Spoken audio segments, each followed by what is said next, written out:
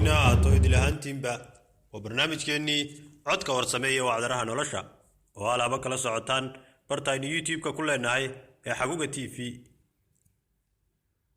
marka aad baalasha iyo bogagga kutubta kala furto waxaad ugu tegi doontaa sheekooyin iyo taariikho midba mid ka cajiib badan tahay oo ka xiiso weyn tahay. taxaneenna maanta waxaynu ku wadaagi doonaa sheeko runtii aad u xiiso badan. waa sheekada wiilkii quruxdiisa eeday ee quruxdiisa daraaddeed loo mustaafiriyey. magaalada madiina ayaa uu ku noolaa wiilka la yidhaahdo nasar xijaaj. waa barbaar alle qurux jidh, akhlaaq wacan iyo qaameer weyn ku manaystay. hablaha reer madiina ayaa jeclaa se gabadh baa si xadka baxa u caashaqday jeer oo ay gaadhay inay magaca nasar ku dhalasho, carabkeeduna aanu erey kaleba ku hadal. waddanka islaamka waagaa waxaa u talinayey cumar binu khataab. sida dhaqanka u ahayd habeenkii ayaa uu madiine ku gaafureegi jiray si uu ugu kuurgalo duruufta nololeed ee bulshada uu madaxda u yahay. habeen ayaa uu ku soo beegmay guri uu coddeeri ka yeedhayo. waa uu dhagalaalaadiyey waxa uuna maqlay tudciyo gabay ah oo ay gabadhi qolkeeda ka tirinayso. tixaha waxaa ku jiray ma haddaan khamri fuudaa mise nasar binu xijaaj baan helaa. cumar binu khataab amiirkii muslimiinta ayaa aroortii amray ninka magacaale la soo qabto. waa la doonay oo la hor keenay. allah ayaa jaliilahe waa wiil qurux iyo dheg lagu galladay, timo weyn leh, edabsamina u raacdo. cumar ayaa amray in timaha laga xiiro.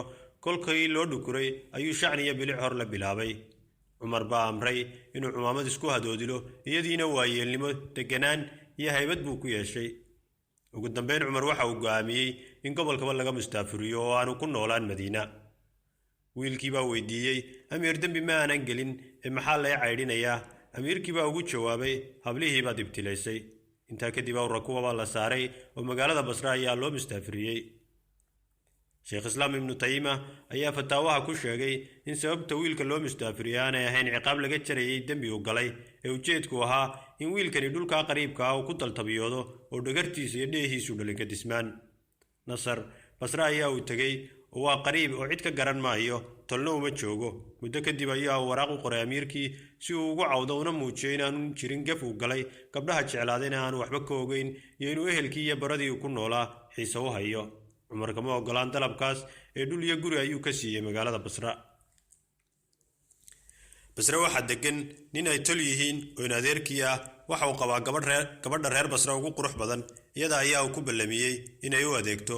nasar binu xijaaj gabadhii aad buu u jeclaaday, iyaduna sidaasi ka daran bay u jeclaatay. mid waliba gaarkiisa ayaa uu bukaankii u qarsaday. isaga weyla ahaan weyday inuu ninkaas sooray hooyey ee maamuusay uu khiyaamo. afaduna inay ninkeeda khiyaanto waa la noqon weyday ilaa ay gaadhay heer xun oo aan la qarin karin.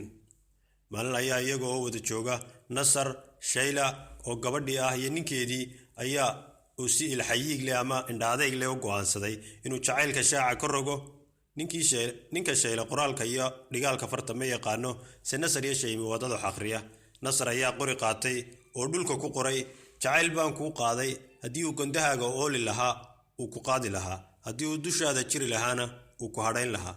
iyaduna waxay qortay, aniguna sidaas oo kale. shayla ninkeedii baa yidhi, muxuu qoray?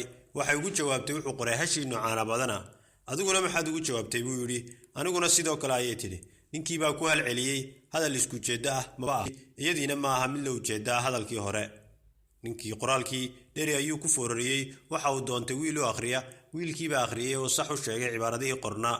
nasar bukaankii baa ku siyaaday inuu dhinto. markii uu ku dhowaaday ayaa uu in adeerkii u diray ooridiisii. waa ay u tagtay, gacanteeda ayay ku qulaamisay, mise waxa uu u soo sara fadhiistay sidii aan dhegba laga qaban ilaa uu jacaylkii u geeriyooday wiilkaasi. sheekadan waxaa bartiisa facebook nagula wadaagay barasare axmed deere.